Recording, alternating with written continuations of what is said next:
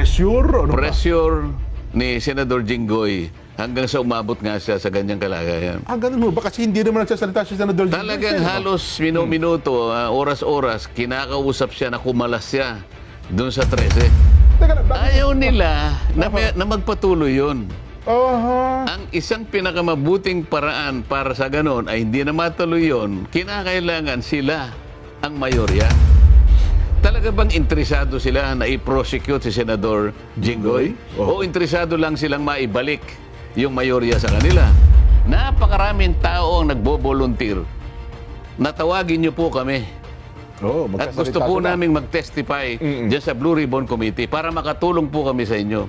Ayaw nilang gawin yun. Prinsipyo na po ito. Alam niya, prinsipyo yung pinaglalaban namin. Sabi niya, nung isang araw, narinig ko siya, magpapakulong po ba kayo pagka magpaparesto kayo? O, sinabi naman niyang maliwanag, if this is the price I have to pay. Dadagan, Balita News Update. Yun na nga po ang, mainit na issue. Huwag ko nang patagalin, Sen. Ang ating mga kababayan ay nakatutok ngayon sa Sandigan Bayan sapagkat ang balita ko kanina ay nagpalabas na po ng warrant of arrest sa isa sa mga senador na kasama po ninyo sa majority, Sen. Senator Jinggoy Estrada. Totoo yan, Jen. Kanina ay pinaalam nga sa amin ng ating kasama, Senator Jinggoy, na Opo. yan nga po, nag-issue na ng warrant of arrest ang Sandigan Bayan. Ngunit ito ay tungkol sa isang graft case niya. Hindi pa po itong plunder. Hindi ito yung plunder, kaya dito ay pwede siyang makapagpiyansa para sa kanyang temporary liberty. Opo. Pansamantalang yan naman kanyang ginawa ngayong hapon dahil sinabi namin sa kanya, mabuti pa ay ikaw nang pumunta ron at magpiyansa ka na. Sapagat hanggang alas 5 lang ata o alas 4 ang opisina ng ating Sandigan Bayan. So yun pala yung kalilina kasi akala namin, Sen, ang balita kanina ay plunder case. Kapag ka plunder kasi, Nobel recommended. So itong inilabas na warrant ay may kinalaman lang sa graft case po niya. Pinaghiwalay yata, Pinaghiwalay Jen, pala. sa makatwid. Ito ay ibang Kaso. Hindi, ibang division. Ibang division po. Iba-ibang division kasi ng Sandigan Bayan. Siguro ito isang division, pangalawa yung plunder, baka ibang division naman. Ayun. So, isa hong malinaw kaya ipinapakita natin yung video kanina sa Sandigan po yon, live mismo, available sapagkat ang naunang naglabas ng warrant ay ito hong kaso niya na may kinalaman sa graft, Sen. Pero Jen, hindi lamang yan ang gusto nating sabihin. Opo. Ang mas importante dito ay yung nagaganap sa likod ng pangyayari na yan. Bago sampahan si Senador Jinggoy ng kahit anong mga kaso, graft, plunder, kung ano-ano pa, at bago pa mag-issue ng warrant of arrest na kagaya nga ng nangyaring hapon na ito, baka hindi alam ng mga kababayan natin kung ano ang mga nangyayari sa likod bago naganap.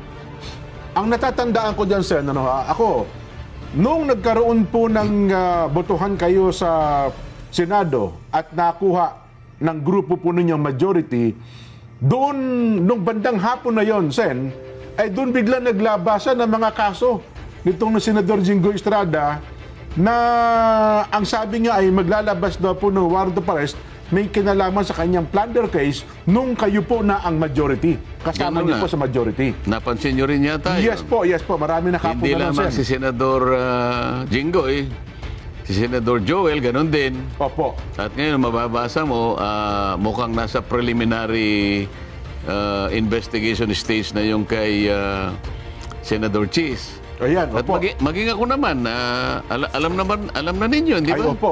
Pero pag-usapan muna natin yung kay Senador Jinggoy. Meron ho bang Kaya ako sinasabi na baka hindi alam, kailangan ipaalam natin sa mamamayan kung ano ang dinanas na pressure? pressure ni Senador Jinggoy hanggang sa umabot nga siya sa ganyang kalagayan. Ganun ho ba? Kasi hindi naman nagsasalita si Senador Jinggoy. Talagang halos minuto, oras-oras, kinakausap siya na kumalas siya doon sa 13. So, may tumatawag po sa kanya, may kumakausap, personal, telepono, ganun po. Lahat ginagawa. Oho. Sabi nila, Jinggoy, napakasimple lang ng problema mo. Okay. Wala ka ng kaso basta kumalas ka lang dyan sa 13. Takpo, ay mabigat. Ngayon, Sure nga yan. Oho. Nakita mo naman, ginagawa nila lahat. Ang magagawa nila, Oho. magpe-press con sila kung anong nilalabas sa social media. Kanya 3 araw lang yan, 1 week lang yan, makukuha namin uli yan. Opo. Di ba? Oho. Hindi lamang siya pinapressure. Maski si Senator Joel, ganun din. Nako. Oho. Ako naman kasi, hindi na nila ako ma-pressure siguro. Ay, kinasuhan nga ako, nag-imbento sila ng kasong plunder maski sa akin. So, dapat mapansin ninyo, ang lahat ng ito'y ginagawa nila para wasakin nila yung 13. Ano ang magiging dahilan dyan? Ano ang magiging resulta niyan kapag nawasak yung 13? Oho. Eh di sila na uli. Ah. Ano ngayon ang mangyayari kapag sila na uli? Opo. Tatakpan na naman nila yung flood control investigation. Nako, na Blue Ribbon Doon lang tayo Committee. napupunta rito eh. Oho. Doon lang tayo napupunta rito. So, ang lunduban ng lahat ng ito, Sen, no? Ausapin ng flood control kasi mukhang natatakot silang may mabulgar o mabuyangyang sa likod nitong flood control issue na ito, flood control scandal. Hindi mo pa ba nakikita?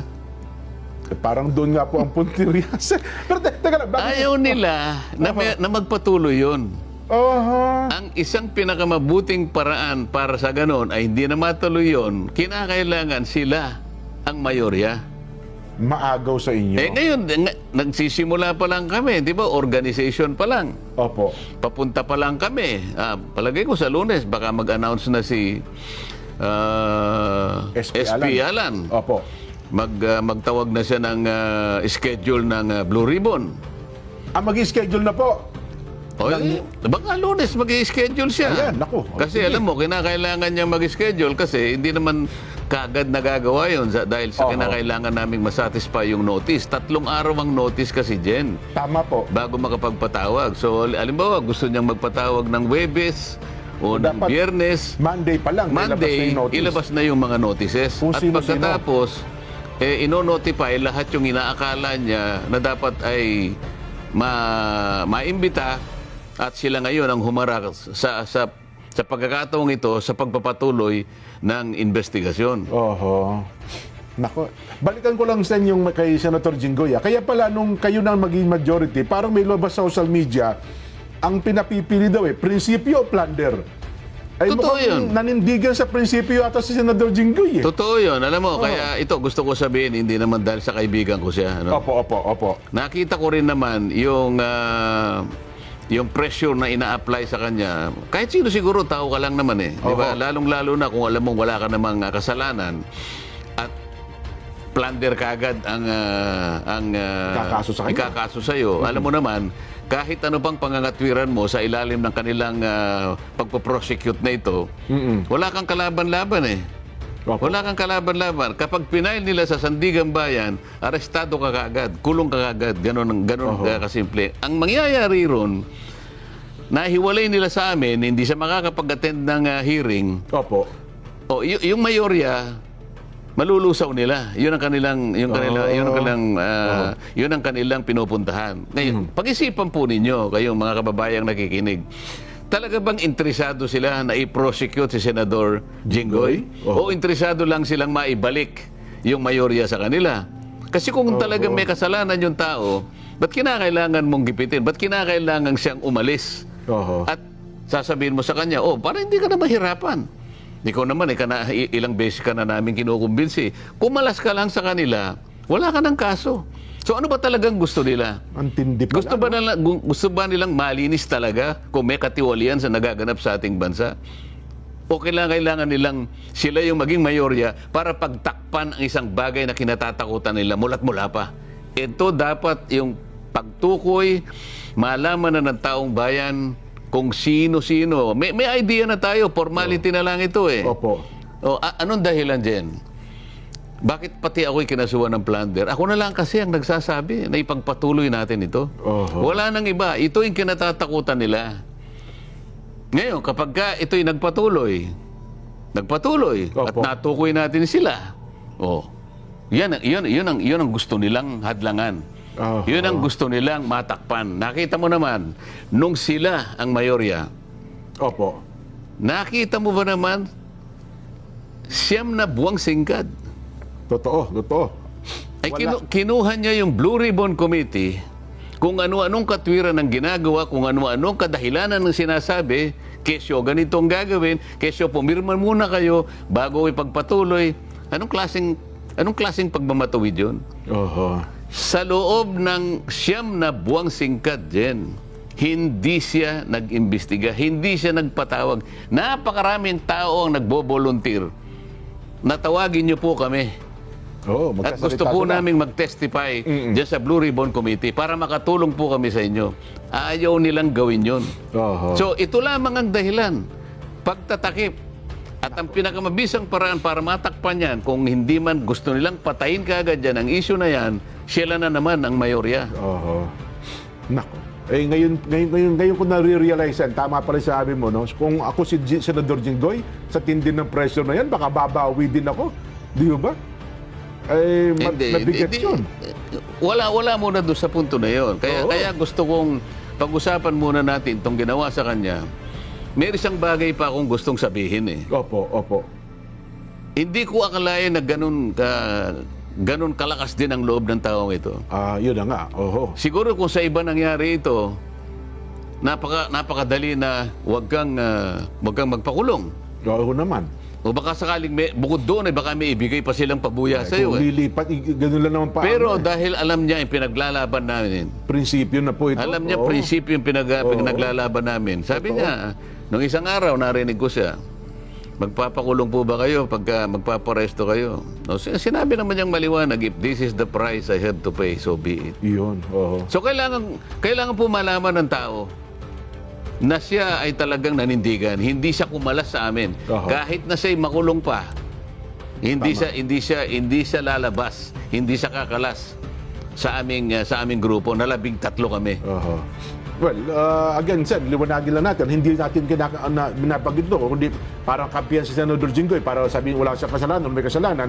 Kundi ang ating binabanggit, yung paninindigan niya doon sa kanyang prinsipyo Yung paninindigan niya, Yun. binabanggit natin sapagkat Opo. alam namin at sinasabi niya sa amin, araw-araw na lang siyang sinasabihan. Tinatawagan, no? Gusto mo pa bang makulong? Samantalang ito lang ang pakiusap namin sa'yo. Oho. Oh. Ayaw ko nang banggitin ang mga taong tumatawag sa kanya. Nako.